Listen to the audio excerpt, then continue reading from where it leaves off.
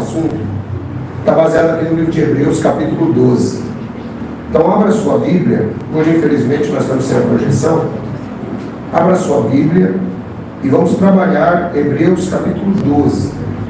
E eu queria que você pegasse essa mensagem. Sempre, irmão, que você ouvir uma mensagem, diga assim: essa mensagem é para mim. Fala aí. A mensagem é para mim. Ela não é para o irmão que está do lado, ela não é para o irmão que está longe, é para mim, é para você, tá? E hoje eu quero falar um pouco sobre Hebreus 12. Vamos ler aqui na tradução NVI e vamos compreendendo versículo a versículo. Só para você entender, aqui o apóstolo Paulo, ele vem de Hebreus 11. Você lembra que a Bíblia não foi escrita no capítulo e versículo? Essa aqui é uma dica que eu sempre dou para vocês. E quem me acompanha as pregações já sai na frente por causa disso. Porque já sabe que o texto da Bíblia ele é corrido. E isso faz uma grande diferença nas nossas vidas. Por quê?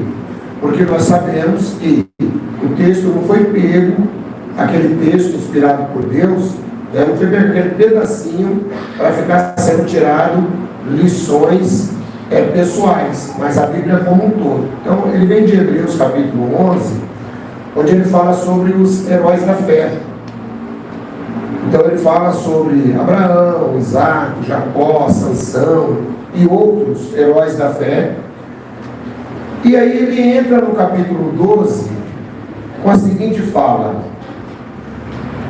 portanto, também nós, considerando que estamos rodeados por tão grande nuvem de testemunhas, desembaraçamos-nos de tudo que nos atrapalha e do pecado que nos envolve, e corramos com perseverança a corrida que nos está proposta, olhando para o autor e consumador da fé, Jesus, o qual, por causa do júbilo que lhe fora proposto, suportou a cruz, desprezando a vergonha, e assentou-se à direita do trono de Deus. Então vamos começar pensando nesses 3 versículos aqui. Em primeiro lugar, irmãos, diz, obrigado, querida, obrigado, meu anjo.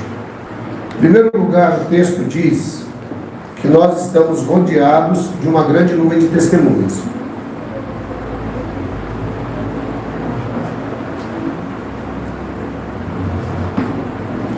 E esse é um primeiro ponto que a gente precisa pensar. Ele está citando os heróis da fé. Está dizendo que ele estava vivo e nós estamos rodeados dessas testemunhas. Por que testemunhas? Porque todos eles viram os atos grandiosos de Deus. E eu creio que você que está nos acompanhando aí, você também que está aqui, já viu atos grandiosos de Deus na sua vida. Quem já viu aí? Levanta a mão. Amém. Levanta a mão. Quem já viu atos grandiosos de Deus na sua própria vida? Você sentiu e falou assim: foi Deus que trabalhou isso aqui na minha vida. Glória a Deus. E aí, irmãos, dá meu óculos aí, eu estou sentindo que eu estou sem alguma coisa. Está dentro da pasta aí, faz favor. E aí o que acontece? Ele diz assim: visto que nós temos rodeados essa tão grande nuvem de testemunhas, porque não importa aonde você esteja, você não é definido pela localidade. Nesse momento nós temos muita gente acompanhando pela internet, eles também estão junto conosco, né? Conforme eu citei semana passada, nós estávamos em 1.244 pessoas aqui ao final da reunião. Ou seja, nós temos uma grande nuvem de testemunhas também espalhadas pelo mundo. E é por isso que nós devemos valorizar essa nossa posição como cristãos. Ele diz aqui que nós devemos nos desembaraçar de tudo que nos atrapalha e do pecado que nos envolve, e correr com perseverança a corrida que nos está proposta. Então são 3 pontos aqui, irmãos, que ele começa levantando. Primeiro, desembaraçar de tudo que nos atrapalha. Você já viu que às vezes tem irmão que fica enrolado com coisas que não precisa? Às vezes como eu recebo muitas mensagens de internet, às vezes tem irmãos que me trazem assuntos que eu fico assim analisando, mas por que o irmão está perdendo tempo com isso? E às vezes eu falo para a pessoa, eu falo, meu irmão, você está perdendo tempo com isso. Pode parecer um pouco de insensibilidade? Pode. Mas tem coisas, irmãos, que nós não podemos deixar nos embaraçar. Porque acaba nos atrapalhando e você vai entender. Você vai entender a relação disso mais à frente. Acaba nos atrapalhando. E diz também que nós devemos nos livrar do pecado que facilmente nos envolve. Porque é muito fácil. Nós somos pecadores. Como todos nós somos pecadores, todos nós estamos sujeitos a erros. Todos nós podemos errar no falar. Todos nós podemos ter um momento de ira. Todos nós podemos ter situações difíceis que às vezes só você e Deus compreendem. Então, quando ele diz assim, olha, se desembaraça de tudo. A ideia exata aqui de embaraçar, você já viu, por exemplo, quem gosta de usar fone de ouvido com fio? Como ele se embaraça facilmente, ele dá nó que você não daria aquele nó sozinho. Ou então o pedreiro que tem lá as suas linhas, tem hora que para desembaraçar aquelas linhas ali é terrível, e ela se embaraça sozinha. Assim também é o crente. Ele se embaraça sozinho. Ele começa vendo coisa que não deve na internet, começa a se embaraçar sozinho. Dali ele é arrastado, às vezes por pecado, conforme disse o apóstolo aqui. Então ele disse, ó, vamos largar de lado esse negócio que nos embaraça. Então repita assim comigo. Eu sei, fala comigo, eu sei. O que está me embaraçando. É você que sabe, irmão. Eu não sei. Eu posso saber de mim só. Você que está aí do outro lado da internet sabe o que está te embaraçando. Então ele começa nos dando esse conselho. Vamos largar o que está embaraçando. Sabe por quê, irmãos? Quando às vezes as pessoas elas começam a se embaraçar e elas querem envolver os outros no embaraço delas. E não precisa, sabe? Cada um já tem seus próprios problemas, cada um já tem suas próprias dificuldades. E ele diz assim, olha, e corramos com perseverança a corrida que nos está proposta. Então, primeiro, largar o que está nos embaraçando, tentar evitar o pecado, e correr, olhar firmemente, com perseverança, para a corrida que nos está proposta. Ou seja, nós temos um final, irmãos, para chegar. Esse final vai se dar ou na volta de Jesus, ou na nossa morte. Então ele fala assim, vamos tentar fazer isso. E como é que nós fazemos isso? Ele dá aqui o segredo. Olhando fixamente para o autor e consumador da fé, Jesus, o qual, por causa do júbilo que lhe fora proposto, suportou a cruz, desprezando a vergonha, e assentou-se à direita do trono de Deus. Então nós temos que olhar para Jesus. Eu sempre digo, irmãos, que ressignificar a nossa vida é algo muito importante, não é? E todos nós precisamos ressignificar a vida, mas muita gente fica parado, fica patinando no passado e não olha para frente. Tem que olhar para frente, tem que olhar para Jesus como o autor e consumador da nossa fé. É para Ele. Diz que Ele não estava preocupado com a vergonha de ser crucificado, mas Ele aceitou aquele destino e Ele assentou-se à direita de Deus.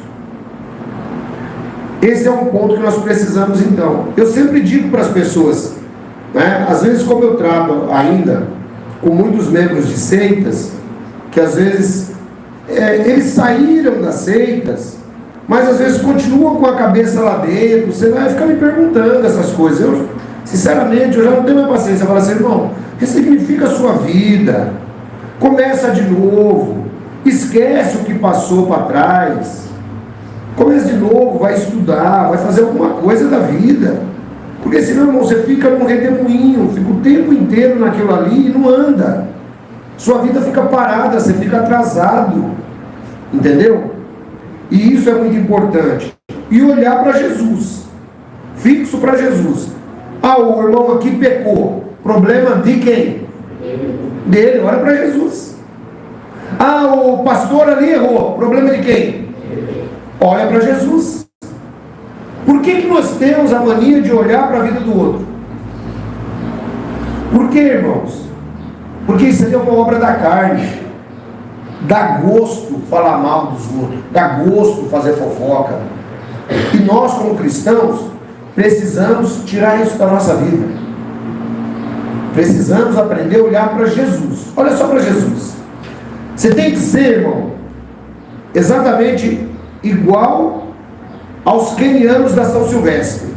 Pessoal lá do Quênia, que é o pessoal que mais ganha São Silvestre. Aquele cidadão, ele treina o ano inteiro.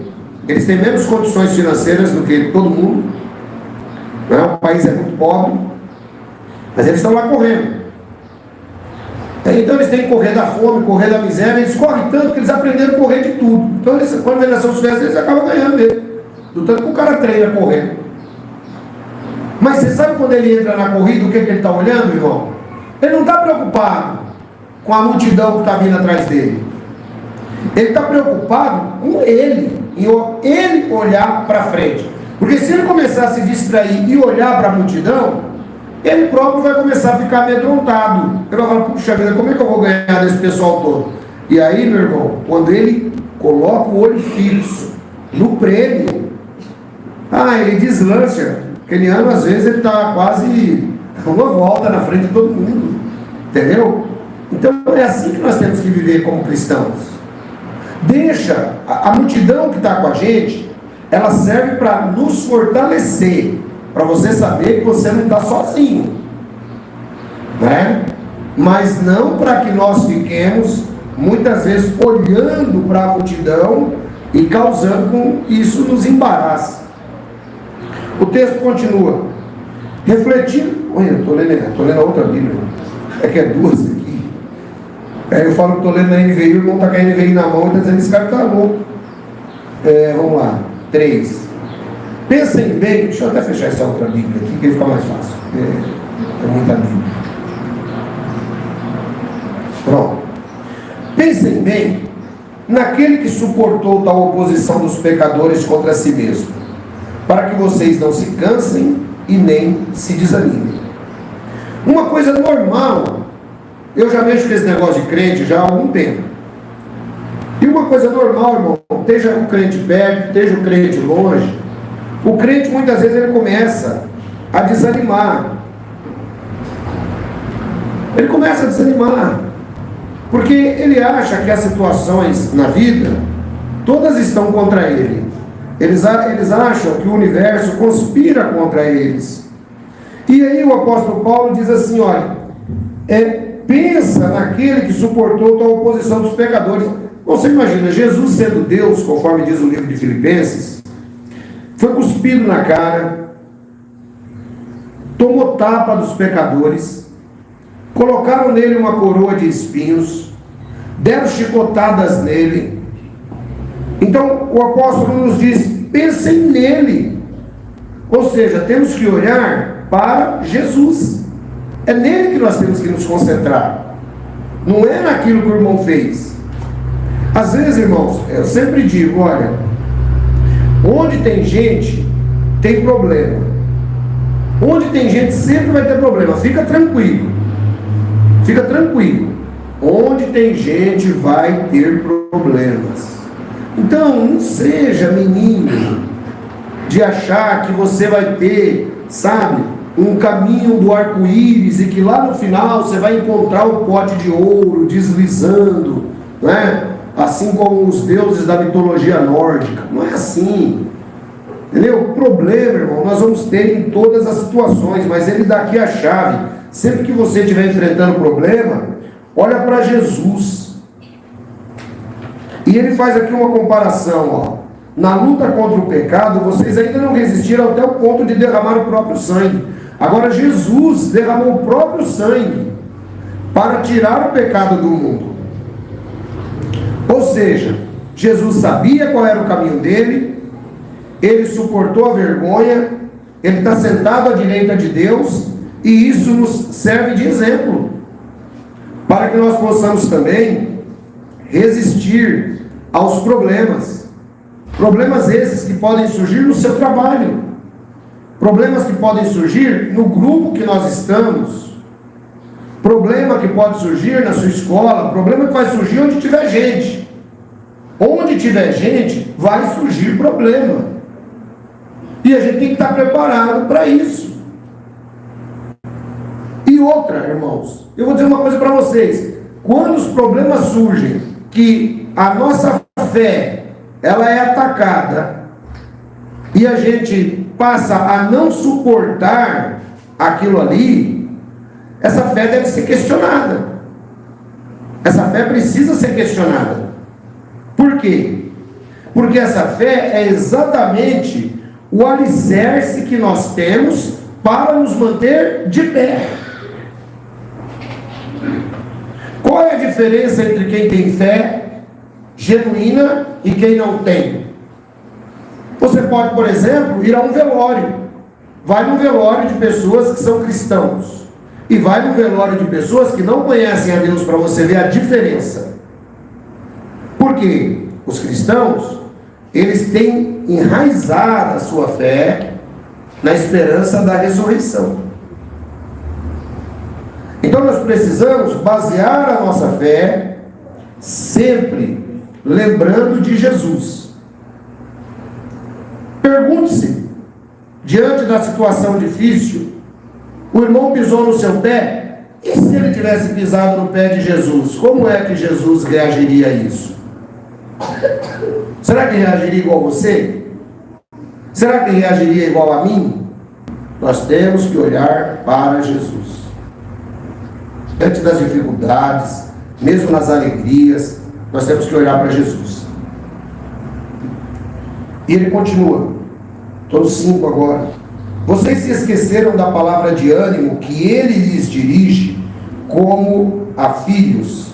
Meu filho, não despreze a disciplina do Senhor, nem se magoe com a sua repreensão, pois o Senhor disciplina a quem ama e castiga todo aquele a quem aceita como filho. Suportem as dificuldades, recebendo-as como disciplina. Deus os trata como filhos, pois qual filho não é disciplinado por seu pai? Se vocês não são disciplinados, e a disciplina é para todos os filhos, então vocês não são filhos legítimos, mas sim ilegítimos. Além disso, quando tínhamos pais humanos que nos disciplinavam e nós respeitávamos, quanto mais devemos nos submeter ao Pai dos Espíritos, para assim vivermos. Nossos pais nos disciplinavam por curto período, segundo lhes parecia melhor. Mas Deus nos disciplina para o nosso bem, para que participemos da sua santidade. Nenhuma disciplina no momento parece motivo de alegria, mas sim de tristeza. Mais tarde, porém, produz fruto de justiça e paz para aqueles que por ela foram exercitados. Eu gosto muito desse texto, irmãos, porque esse texto ele é usado pelas seitas para açoitar as pessoas. Mas quando você pega esse texto dentro do contexto e vai entendendo o que é que o apóstolo está dizendo aqui, você começa a entender melhor. Porque qual é a nossa tendência? Porque primeiro que a gente já vem de uma cultura, né, e a nossa cultura de formação, desde que os jesuítas chegaram aqui, que a disciplina, né, para os nativos naquela ocasião eram de várias maneiras, né, que incluíam castigos físicos inclusive. Mas Então nós absorvemos isso. E com o tempo, o que vai acontecendo? A nossa cabeça, disciplina, ela está relacionada a algo bom ou algo ruim? Ruim, não é assim? Por exemplo, você gosta quando seu pai te disciplina? Não, né? Não gosta. Você gosta? Também não gosta. Eu também não gostava. Não é? Ninguém gosta. Mas olha aqui, a visão de Deus sobre disciplina. Não é a visão do homem. Não é a visão da seita. Não é a visão do grupo eclesiástico. É a visão de Deus. Olha aqui, ele diz: vocês se esqueceram da palavra de ânimo que ele lhes dirigia. Meu filho, não despreze a disciplina do Senhor, nem se magoe com a sua repreensão. E o que nós mais temos, irmãos, é crente magoado. O que nós mais temos são crentes que se magoam à toa. E quando você muitas vezes disciplina, a tendência dele é ficar magoado com você. Porque funciona assim também. A verdade, ninguém gosta de ouvir. Quem gosta de ouvir a verdade aí? Dá um amém, para me dizer assim, mentiroso. Ninguém quer ouvir a verdade. Quando a gente ouve uma verdade que ataca o nosso interior, nossa tendência é ficar magoado. É disciplina, mas aquela verdade muitas vezes é uma disciplina. O pessoal pegou uma mania assim, aqui no Brasil, de que não é o que se fala, é como se fala. O pessoal tem muito essa fala. Não é o que se fala, mentira. É porque é orgulhoso o suficiente para não aceitar a disciplina. Então é o que se fala sim. Sabe? O ser humano quer que você pega no colo, quer que você fique abraçando, ninando, nana nenê, que a cuca vem pegar. É isso que o pessoal quer, irmão. Não funciona assim a coisa. Gente, nós crescemos, somos homens e mulheres espirituais. Nós precisamos aprender a disciplina do Senhor, e que vem de diversas maneiras, inclusive em reuniões como essa. A palavra disciplina, ela não tem uma conotação ruim. Se você pegar essa palavra na sua origem, ela tem uma conotação de aprendizado, quase igual a um discípulo. Quem é discípulo de Jesus aqui? Dá um amém. Amém. Então a palavra disciplina, veja que ele chama isso de palavra de ânimo, porque ele estava falando aos discípulos e dizendo assim: meu filho, não despreze a disciplina do Senhor, nem se magoe com sua repreensão. Então diz aqui que o discípulo, ele é disciplinado, o filho é disciplinado. E essa disciplina, irmãos, ela é constante, o tempo inteiro. Muitas vezes você pega a Bíblia, vai ler, é uma disciplina que Deus está te dando. O Senhor disciplina aquele a quem ama, e castiga a todo aquele a quem aceita como filho. Então, quando nós estamos sendo disciplinados pelo Senhor, a primeira coisa que nós precisamos lembrar é isso: o Senhor disciplina aquele a quem ama. E o Senhor não disciplina via grupo eclesiástico, via igreja, via pastor. O Senhor trata diretamente com cada um. Como dizia Lutero, cada um de nós somos sacerdotes. Então, irmãos, o Senhor disciplina cada um como Ele quer. Às vezes, quando você está num grupo eclesiástico, às vezes o pastor Johnny tem que puxar a sua orelha, o pastor Roberto, eu, faz parte. O Senhor disciplina todo aquele que ama, e todo aquele que Ele aceita como filho. Então, se você está sendo disciplinado, você está passando dificuldade, você está irritado, fica tranquilo, irmão. Considere isso como uma disciplina do Senhor. O Senhor está trabalhando você, está trabalhando a sua vida, está trabalhando o seu caráter, está te preparando para uma futura melhoria na sua vida. É assim que o Senhor trabalha. Por isso que ele diz: suportem as dificuldades, recebendo-a como disciplina. Quem já tinha parado para pensar nisso? Pegar a dificuldade e falar: não, isso aqui é uma disciplina do Senhor para mim. A gente não para pensar assim. Por quê? Nós achamos que nós somos bonzinhos demais, então o Senhor não precisa ficar nos disciplinando. A gente já é bonzinho, a gente é crente bom, a gente já tem a estrelinha do Chaves na testa. Então não precisamos que Deus fique nos disciplinando. Ele diz: não. Você está passando dificuldade? Aceite a dificuldade como disciplina do Senhor. E para e pensa: Senhor, o Senhor está me disciplinando nisso aqui, me ajuda, me dá sabedoria para eu entender por que eu estou passando isso aqui. Me ensina, Senhor, por que eu estou passando isso. Aí você vai ver que uma coisa vai começar a clarear para você. Deus os trata como filhos, pois qual é o filho que não é disciplinado por seu pai? Ou seja, se Deus não nos disciplinar, nós não somos filhos. Se você não entender que as dificuldades da vida são disciplinas também da parte de Deus, para moldar você, você não é filho. Todo filho teve que ser disciplinado. Tem hora que ele tem que tomar umas palmadinhas, tem horas que só um olhar do pai, tem horas que muitas vezes uma fala um pouco num tom mais alterado. Então acontece, mas todo filho é disciplinado. Da mesma maneira, irmãos, nós que chegamos na família de Deus, somos também disciplinados. É dessa maneira. E o irmão fica chateado às vezes, de bobeira, porque Deus está disciplinando ele. E não é assim.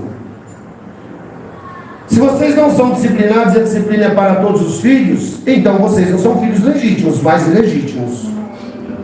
E aí ele diz assim: ó, e nós tínhamos pais humanos a quem nós respeitávamos, quanto mais devemos nos submeter ao Pai dos Espíritos para assim vivermos. Nossos pais nos disciplinavam por um curto período de tempo, segundo os que lhe parecia bem. Mas Deus nos disciplina para o nosso bem, para que participemos de sua santidade. Note aqui o texto, interessante. Nossos pais nos disciplinavam, passado, presente ou futuro? Passado. Nossos pais nos disciplinavam, segundo o que lhes parecia melhor. Mas Deus nos disciplina, passado, presente ou futuro? Presente. Então a disciplina de Deus, irmãos, ela é constante na nossa vida. Para quê? Para que a gente participe na santidade de Deus.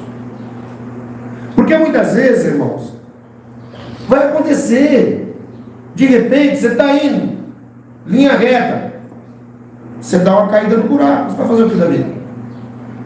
O pai vai te dar uma disciplinada. Mas para quê? Para você se levantar de novo, continuar no caminho. É assim que funciona. Deus trabalha assim na nossa vida. É por isso que eu sempre digo que o cristianismo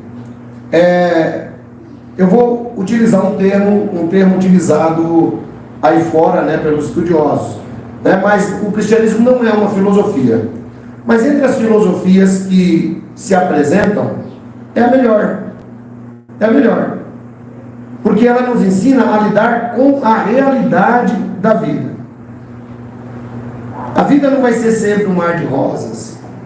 Nós vamos ter problemas. E ele diz: olha, nenhuma disciplina no momento parece ser motivo de alegria. Você não fica feliz. Muito pelo contrário, você fica chateado, você fica bravo, fica triste. Mais tarde, porém, produz fruto de justiça e paz para aqueles que por ela foram exercitados. Bom, quem já fez academia aí, estou falando, diz que nós somos exercitados pela disciplina, para poder ter fruto pacífico. Depois, o que significa isso, irmãos? Que a disciplina de Deus, ela é um exercício constante na nossa vida. E não é algo mau, porque a disciplina de Deus, vamos pegar agora pela raiz da palavra discípulo, que significa aprendiz ou aluno, a disciplina de Deus é o ensinamento de Deus na sua vida o tempo inteiro. Isso é a disciplina de Deus. Então você deve ficar feliz quando alguém, por exemplo, lhe fala com base na palavra de Deus, a Bíblia. Irmão, olha, a Bíblia diz isso. É palavra dele ou é palavra de Deus? Palavra de Deus. Mas mesmo assim a gente é capaz de dizer, não, mas não é o que o irmão disse, é o jeito que ele disse. Precisava ele dizer, a Bíblia diz isso?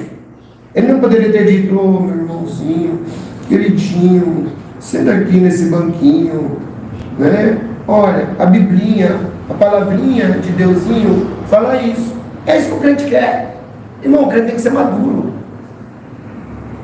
Meu irmão, a palavra de Deus diz isso. Está escrito.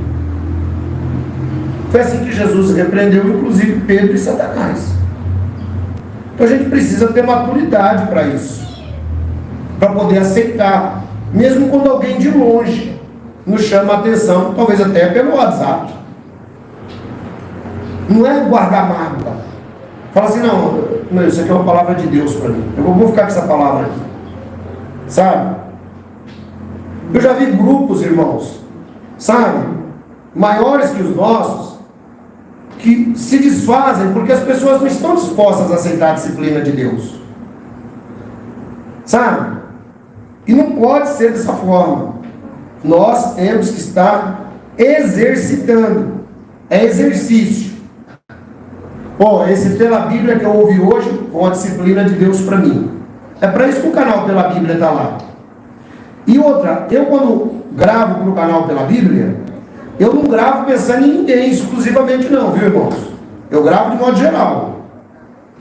Mas tem um monte de gente que me agradece, fala assim, ó, isso pela Bíblia de hoje, valeu. Parece que você estava dentro da minha casa falando comigo. Falei, glória a Deus, irmão. A disciplina de Deus atingiu ele. Eu nem sei quem é.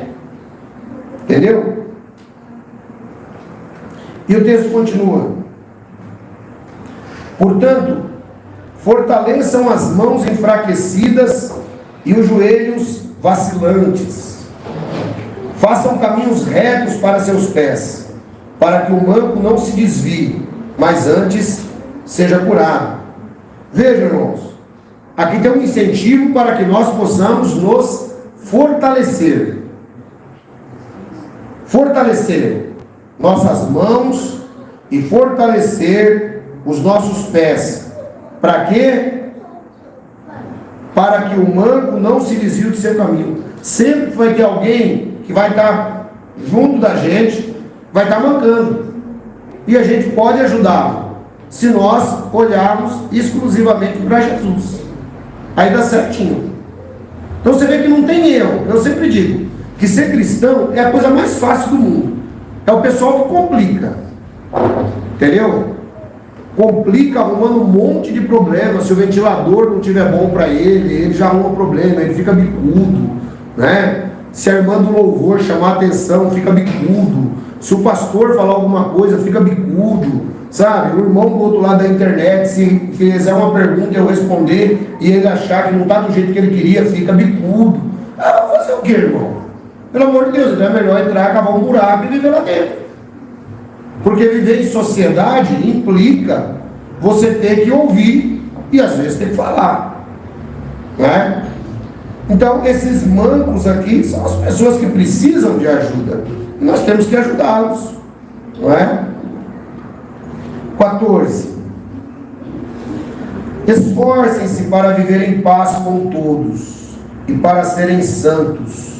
Sem santidade ninguém verá o Senhor. Ser santo aqui, irmão, não é ser santarrão. Tem horas que você vai se pegar errando. Meu Deus do céu, e agora? Não. Ser santo aqui significa você continuar separado dentro da igreja do Senhor Jesus, que é universal e está no mundo inteiro, né? Ele disse que sem a santidade ninguém verá o Senhor. E esforce-se para viver em paz com todos. Tem irmão, que parece que tem um bichinho do inferno, só sabe viver arrumando confusão. Já viu gente assim? Ele não pode ter paz na vida. E ele não pode ver os outros ter paz também não. Quando você pensa que está tudo em paz, o cidadão te arruma um B.O. Você não dormir. Ele fala assim, hoje eu não vou dormir porque eu não estou em paz, mas deixa eu escolher um cara aqui para me tirar a paz dele também. Ah, já sei, eu vou falar com o ancião. Aí ele tira a paz. Aí você pega e já não dorme mais, já fica meio pensando. Teu irmão está me assistindo agora. Esses dias, eu chamei a atenção dele para disso, o cara mandou 90 mensagens. 90 mensagens. Entre elas, e ele sabe, e ele é meu amigo, pendurou uma cordinha na luz, um fiozinho, que não enforcava nem um gato. Eu tomei muitos comprimidos, estou indo, estou partindo dessa. Irmão, pelo amor de Deus, tenha santa paciência, irmão. Isso é a hora de você me torrar a paciência com esse negócio aqui. Irmão, você quer fazer isso, é problema seu, eu vou dormir, eu não vou nem ouvir suas mensagens, desculpa. E não me mande mais mensagem assim. Você é homem o suficiente, você já foi disciplinado pelo Senhor, você cresceu com o Senhor, eu te ensinei a andar nos caminhos do Senhor. Se você agora está fazendo de outra maneira, meu irmão, é problema seu, não é mais problema meu. Já te ensinei muito já. Se ele me mandou uma mensagem, pastor, como eu te amo. Eu falei, ainda bem. Ai, pastor, como eu amo você, pastor. Eu vou embora daqui, mas eu vou me levantar. Eu falei, glória a Deus, essa é a cabeça de um homem cristão. Ué, agora, eu fico pensando, se eu for pegar o problema dos outros, todos para mim, eu estou lascado na vida, não vou fazer nada da vida. Então, esforçar-se para viver em paz. Repita comigo, paz. Paz. Bom, essa é a palavra melhor da vida. Esforçar-se para viver em paz. Tem hora que você vai ter problema no serviço, tenta viver em paz lá. Você vai ter problema em casa, tenta viver em paz. Esforçai-vos. Não é só para você viver em paz. Por exemplo, tem um problema que você sabe, vamos imaginar, o irmão Richard não gosta que eu cruze esse corredor quando ele está sentado ali. Aí eu vou, dou uma olhadinha para ele e cruzo o corredor. Eu estou me esforçando para viver em paz? Não. Mas sabe o que eu penso? Eu quero é mais para o irmão Richard, eu tenho o direito de cruzar o corredor na hora que eu quiser. Não é assim que a gente pensa? Então, irmãos, esforçai-vos para viver em paz. Se você sabe que tem determinadas atitudes que a pessoa não gosta, esforce, abre mão. Irmão, ser crente é abrir mão. Jesus era desse jeito. Jesus não estava nem aí e nem ia ligando. Sabe, o negócio de Jesus era viver em paz, irmão. Esse era o negócio de Jesus. E assim também deve ser para nós. Devemos nos esforçar para viver em paz. Quem se relaciona mais de perto comigo sabe. Irmão, eu, para falar de problema, só se a pessoa me procurar ou se eu vendo que vai surgir problema, eu pego, eu sou obrigado a falar. Mas do contrário, irmão, eu quero que você vá para casa, eu quero que você saia daqui domingo, eu quero que o irmão que está me ouvindo aí pela internet, vai descansar hoje no domingo, em paz. Fala assim, caramba, que legal, hoje foi bom, eu recapitulei, eu já aprendi bastante coisa, de novo, né? E os irmãos não vão aprender nunca se ficarem conversando durante o culto. Então é paz, irmão, porque acaba me tirando a paz também, entende? Então, para viver em paz, significa que nós temos que produzir essa paz, né? Aí ele diz assim,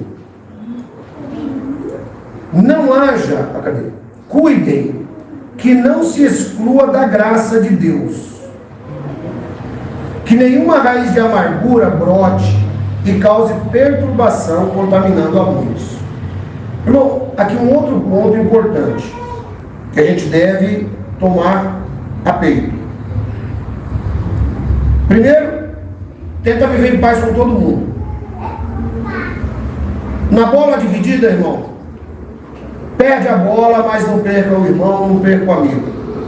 É assim que a gente deve trabalhar. O cristão tem que tentar fazer isso.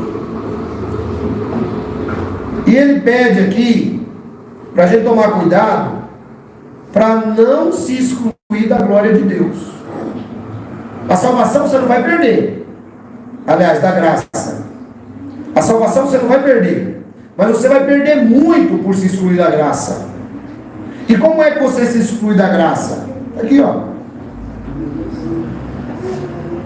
Que nenhuma raiz de amargura brote e cause perturbação, contaminando a muitos. Irmãos, como é difícil viver com gente amargurada. Quem conhece alguém amargurado aí? Levanta a mão, vamos ver. Um monte de gente, né? Irmãos, é difícil viver com gente amargurada. Porque a amargura, ela não é assim de repente. A amargura, irmãos, ela começa, veja que disse aqui, uma raiz de amargura. Como é que essa raiz de amargura começa? Ela começa com a mágoa. Ela começa com a mágoa. Então a pessoa, ela começa a desenvolver aquela mágoa no coração. E ela, ao invés de tentar cortar aquela mágoa, a raiz ela vai penetrando no coração da pessoa. Isso aqui é muito legal, essa comparação que o apóstolo faz aqui. Porque a raiz ela vai crescendo para baixo. Concorda? Mas a árvore dela vai crescendo para cima. Então quando a raiz de amargura ela entra no, vai criando raízes, vai subindo para sua mente a racionalidade da amargura. Então,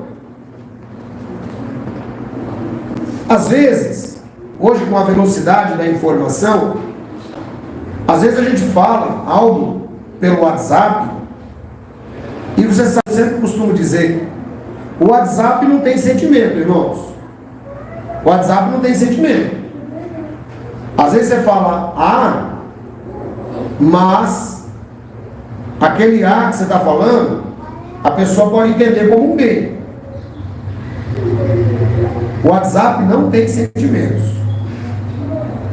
E aí às vezes a pessoa, ela fica magoada, fica guardando aquela mensagem, e aquela raiz de amargura vai se desenvolvendo no coração dela.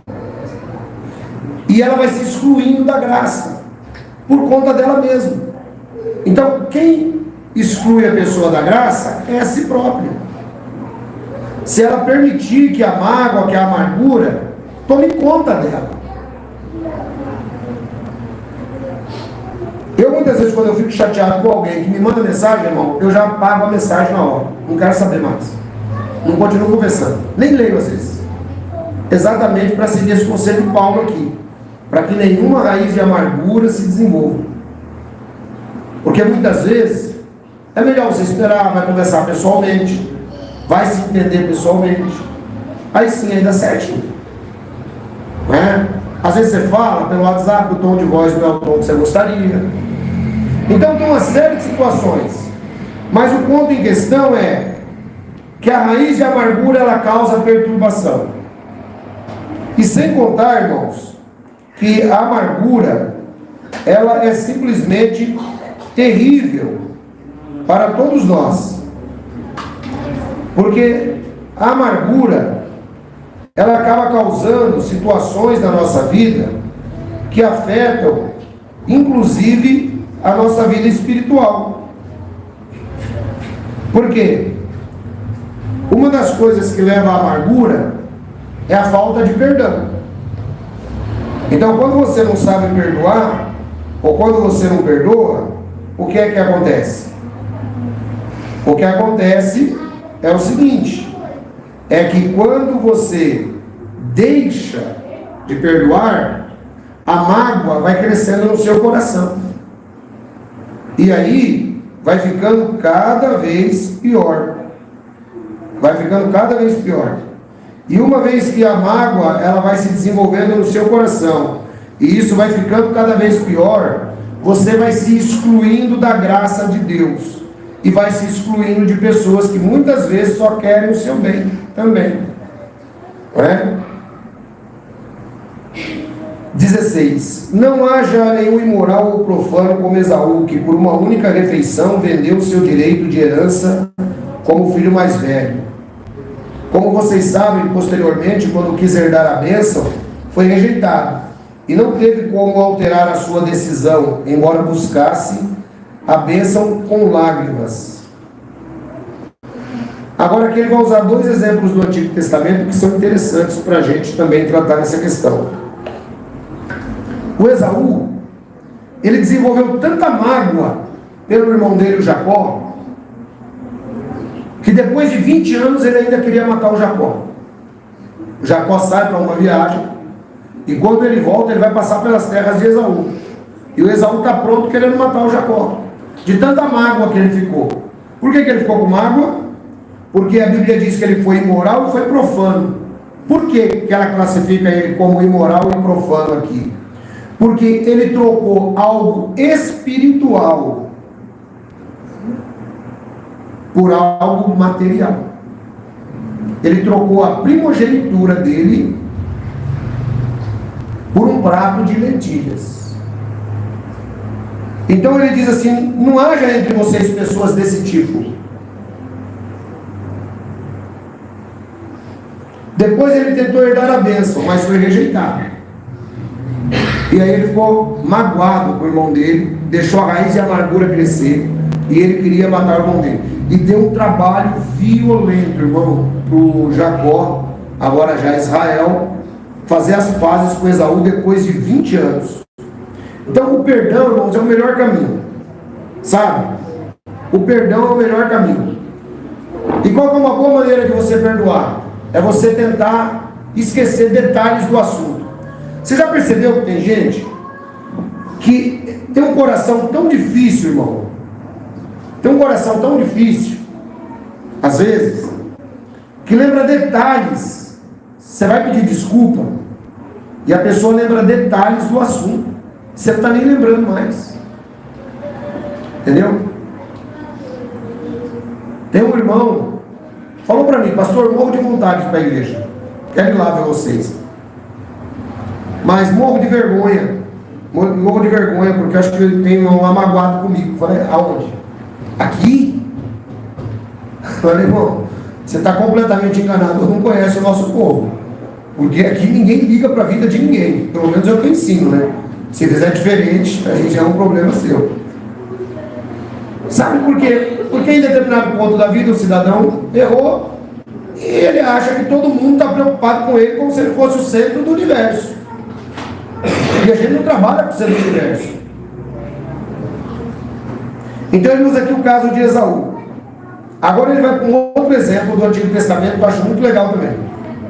Vocês não chegaram ao monte que se podia tocar e que estava em chamas, nem as trevas, a escuridão e a tempestade, ao soar da trombeta e ao som de palavras tais que os ouvintes rogaram que nada mais lhes fosse dito, pois não podiam suportar o que lhes estava sendo ordenado. Até um animal, se tocar no monte, deve ser apedrejado. O espetáculo era tão terrível que até Moisés disse: estou apavorado e trêmulo. Olha que coisa interessante, irmãos. Aqui ele está fazendo referência ao dia que Moisés foi lá no Monte Sinai. Aliás, Deus me deu a oportunidade de ir lá um dia, subir o monte. E o monte, esse monte aqui, que diz que fumegava, a pedra lá é preta. É o único monte da cadeia cujas pedras é preto. O monte ele é preto. Ele é escurecido. Desse dia aqui, que Deus apareceu para Moisés, conforme diz a Bíblia, no fogo. E aí ele faz essa comparação, falando assim: olha, é o seguinte, veja que ele está falando 500 anos depois. Não, ele está falando 2.500 anos depois. O que acontece? Aquele pessoal, quando Deus falou para eles assim: eu vou dar os 10 mandamentos para vocês. Deus falou assim: Moisés, cerca o monte todinho, até um animal se encostar no monte vai ser morto, pode apedrejar. Prepara o povo que eu vou descer. O povo falou assim: Moisés, volta lá e fala com Deus, para Deus falar só com você, porque a gente tem medo de Deus falar com a gente também morrer. É isso que ele está dizendo aqui. Ele disse que o povo não podia nem ouvir as palavras, né? Pois não podia se suportar o que lhes estava sendo ordenado. Até um animal que tocasse o monte tinha que ser morto. Aí ele faz essa comparação. Aquele povo teve respeito por aquele momento que Moisés era o mediador. Mas ele diz assim: vocês não chegaram nesse monte aí onde o povo ficou com medo, mas vocês devem ter temor.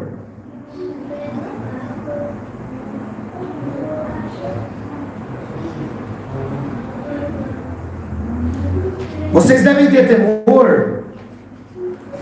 Por quê? Porque se aquele pessoal ficou com medo de morrer, imagina vocês que chegaram ao Monte Sião, a Jerusalém celestial, a cidade do Deus vivo, chegaram aos milhares de anjos em alegre reunião. Veja, Paulo está falando com gente viva, mas ele está dizendo que nós já fazemos parte da Sião celestial, da Jerusalém celestial, a cidade do Deus vivo, embora nós estejamos aqui na terra, porque essa cidade ela é simbólica, ela é a igreja dos primogênitos, conforme ele diz aqui, ó. Vocês chegaram à igreja dos primogênitos, cujos nomes estão escritos nos céus. Vocês chegaram a Deus, juiz de todos os homens, aos espíritos dos justos aperfeiçoados, a Jesus, mediador de uma nova aliança, e ao sangue aspergido, que fala melhor do que o sangue de Abel. Então, irmãos, notem, ele diz aqui que nós devemos ter um pouco mais de seriedade quando nós estamos ouvindo a palavra de Deus. Aquele pessoal ficou com medo de morrer, e quem estava falando era Moisés, e era um monte aqui na terra. Ele diz: vocês não estão nesse monte, vocês estão no monte santo de Deus, porque o monte santo de Deus é a igreja do Senhor Jesus espalhada por toda a terra. Então nós devemos tomar cuidado a quanto como ouvimos as palavras de Deus. E ele diz: a Jesus, o mediador de uma nova aliança, e ao sangue aspergido, que fala melhor do que o sangue de Abel. Então notem que ele coloca com muita seriedade. Às vezes, esses dias eu estava conversando com um cidadão, e o cidadão, ele estava falando assim: ai, mas não sei o quê, porque a graça, nós agora vivemos na graça. Eu falei: irmão, vivemos na graça, só que Deus matou Ananias e Safira. Na graça. Na graça. Sabe por quê, irmão? Porque a gente tem que levar a sério o que a gente ouve como palavra de Deus. A gente tem que aprender. A gente pode até não conseguir praticar tudo, porque o dia que eu praticar tudo que eu estou ensinando para vocês, eu já me tornei aí um mestre ascenso, que nem diz os esotéricos. Então, eu não consigo praticar tudo também. Mas a gente tem que, pelo menos, tentar olhar para a palavra da maneira como deve ser, e ter o devido respeito pela palavra quando ela está sendo pregada. E o texto diz: cuidado, não rejeitem aquele que fala. Se os que se recusaram a ouvir aquele que os advertia na terra não escaparam, quanto mais nós, se nos desviarmos daquele que nos adverte dos céus. Ou seja, ele faz aqui novamente a mesma comparação. Ó, aquele pessoal estava sendo advertido por Moisés, mas quem é que ficou no lugar de Moisés? Deuteronômio capítulo 18, versículo de 15 a 18. Lá está escrito: eu vou levantar um profeta maior do que Moisés. Então, quem é que nos fala desde os céus agora? É Jesus. Quer dizer, se aquele pessoal teve problemas porque recusaram-se a ouvir Moisés, então imagine o problema que nós vamos ter se nós nos recusarmos a ouvir a Cristo. Esse é o problema. Não rejeite aquele que fala. Se os que se recusaram a ouvir aquele que os advertia na terra não escaparam, quanto mais nós, se nos desviarmos daquele que nos adverte do céu. Porque Moisés tinha total autoridade. Moisés era o mediador do povo. Agora o nosso mediador é Jesus. E as palavras de Jesus são pregadas a esta igreja todos os domingos. Então, quando nós atravessamos situações de dificuldade, devemos pensar até que ponto nós estamos ouvindo as palavras daquele que nos adverte dos céus. Esse é o ponto importante. Aquele cuja voz outrora abalou a terra, agora promete: ainda outra vez, mais uma vez, abalarei não apenas a terra, mas também o céu. Isso aqui é uma referência muito clara à volta de Jesus. O universo será abalado quando Jesus voltar. As estruturas do universo terão que ser mexidas, porque diz a Bíblia que todo olho o verá.